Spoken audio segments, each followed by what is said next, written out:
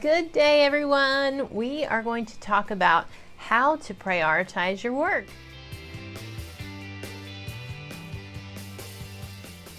What do you decide to schedule in the beginning of your workday? What should wait until the latter end of it? And how do you get the most out of your day? These are questions that any business owner, mom, dad, or person in general needs to know. Because whenever you have work going on, you don't want it to take over your life. You want to be able to prioritize it and make sure that you get it done so that you can get on and about with the rest of your life, right? So I'll just share with you what I do and how I get so much done so quickly that I'm looking around for stuff to do, literally.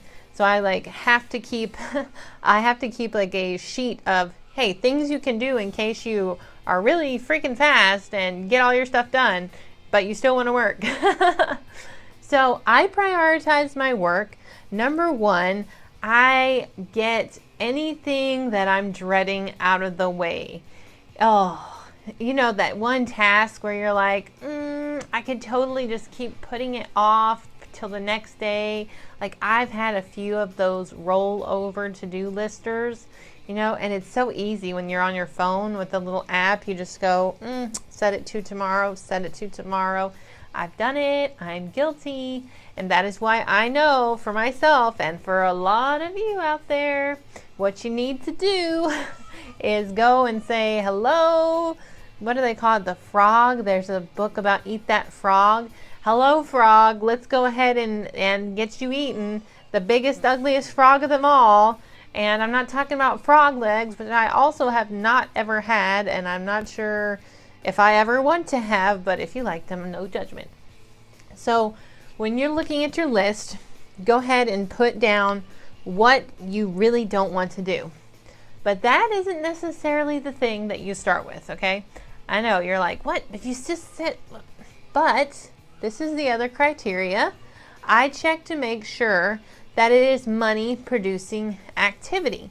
If it's some kind of clerical filing and, you know, reorganizing my desk or something like that, yeah, it's not going up on number one. I'll actually probably hire someone to do that for me because I know how much my time is worth, and I don't really want to do that because I can pay someone, you know, less amount of money than it would cost me to do it.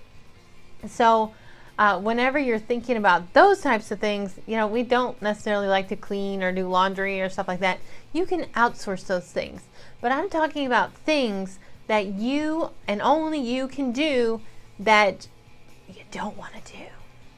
Maybe you have some phone calls that you need to return and you're like, oh goodness, I really don't want to do that. It's going to be an hour-long conversation and I just don't feel like it. I know it's going to help make me money, but I just really don't feel like it. That could be number one at the top of your list. Go ahead and get that out of the way. Because once you get that out of the way, first off, you feel amazing. You're like, yeah, I did that. I'm good. And you are bringing in money. That's what you're trying to do whenever you're working, right? Bringing in cash flow, right? So that's what I would highly recommend that you do.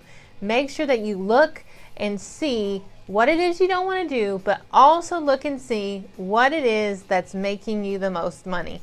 Because whenever it comes down to it, if we're not doing money-making activities in our business, we are going to go out of business, and then you won't have to worry about prioritizing your work because you will have no work. So let's never let it get to that point. So if you enjoyed this video today, make sure that you gave it a thumbs up, and you can even share it with a friend or two. And don't forget to subscribe. And I will talk with you soon. Have an amazing day.